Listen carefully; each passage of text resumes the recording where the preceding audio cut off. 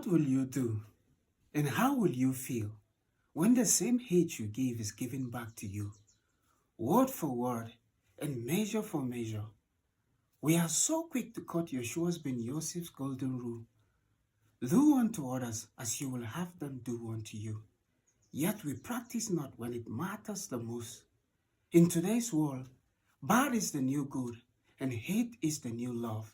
Integrity has been replaced with hypocrisy. No wonder we preach tolerance, but practice intolerance. We preach peace, but jump at every chance of war. We preach kindness, but our hearts burns with raging flame of cruelty. We are what is wrong with the world, and as well what makes it good.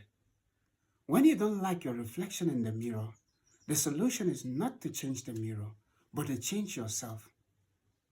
For as you are, so is your reflection, and so is the world.